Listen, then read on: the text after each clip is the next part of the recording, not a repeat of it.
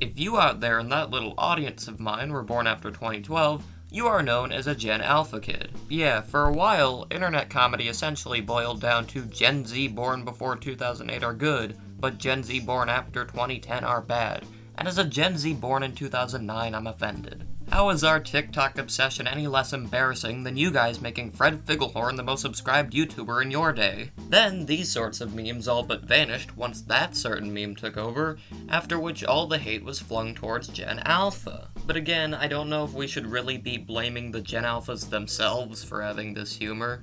I'm guessing that, now that the age at which you're first exposed to the internet is like 5 weeks old, the people capitalizing on the nonsensical non sequiturs and content farms are doing so because they've noticed this shift in demographic. Channels like this have always been around, but now every single popular meme that blows up will have even the youngest of Gen Z kids, like me, feeling like they just crawled out of the Cambrian explosion. So, as somebody who often sees success in discussing memes or current trends, I'm going to attempt to teach you guys what makes something funny and what makes it Smurf cat.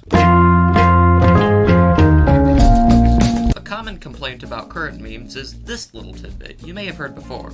It's just random humor. Which is odd when you think about it, as many genuinely funny jokes come from unexpected twists that are really just randomness. That's kinda what comedy is as a whole.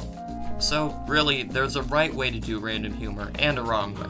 I'll explain this through what I like to call Andrew's metric organizing necessary guidelines used in shenaniganizing. Among Us has 3 main G. The first of which is that your meme should be considered like a joke. And by that I mean it needs a punchline. Obvious as it may seem, some really miss this point for some reason.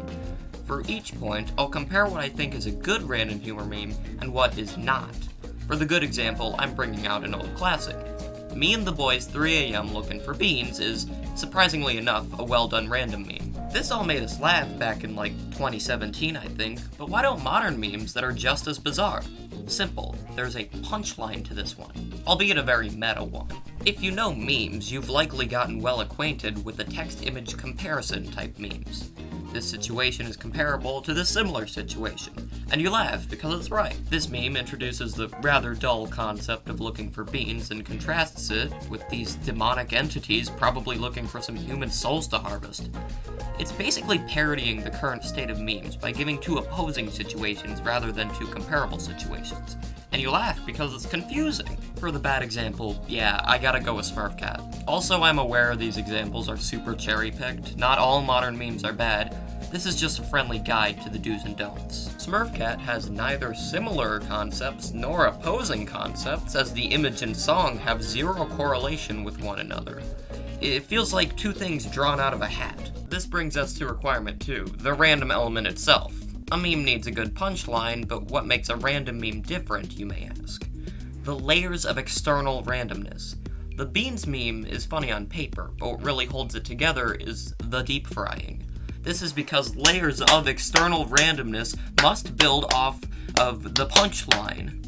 A core fundamental of comedy is heightening. I did not do any research for this video, but still. Good example, soup time. I don't even know how popular this meme is, it's just one of my favorites. The punchline of this one is also a subversive contrasting. The unemotive frog and default font set up a rather casual tone, whereas the situation at hand is somewhat absurd. It's an image that's both monotone and loud all at once. That's how the deep frying improves the joke. For the bad example, a gig-I-diggy-diggy-diggy go, what you'll notice about soup time is that there's really only a frog and a bowl of soup. But that simplicity is what makes the joke read better. This meme includes chicken nuggets, the Roblox face, a cowboy hat, a remake of a pre-existing song, and the mouth-syncing filter. It's like somebody looked at how these things were all funny on their own, so they threw them together into one bizarre abomination. Nothing here builds on a core punchline, it's all just comedic noise. Nothing feels like it belongs together.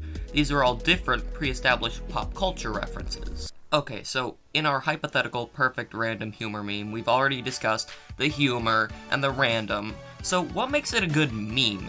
Variability. Can you or somebody else use the meme as a template to tell a different joke? Now your meme will be long-lasting. Longer lasting than usual. This is why written memes have some templates that, quote, never die. It's because you're not just repeating the same thing ad nauseum. For this, I'm skipping straight to the bad example, the one and only skibity toilet. See, look at the script, I learned how to spell it from last time. Skibity Toilet is a character from a series named after him, and that's as far as he goes. He is a character. Can you use him for other jokes? I mean, he's parodied sometimes. Most memes about Skibity Toilet are not about using any sort of template, but are instead people venting their frustrations about Skibity Toilet. That isn't anything. Making people angry is the joke of Skibity Toilet? Just read the comment section to any vaguely political video and you'll get the same effect. Frick it, he has lore. If I ever stream, I'm watching this just to try and understand what it is.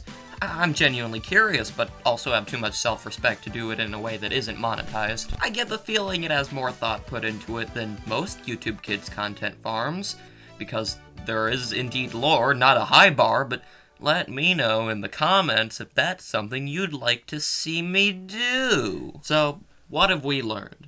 That I'm really good at wasting time by putting way too much thought into these completely arbitrary subjects. Use Among Us as a guide if you ever want to get internet famous, but I guarantee you, it probably isn't worth it.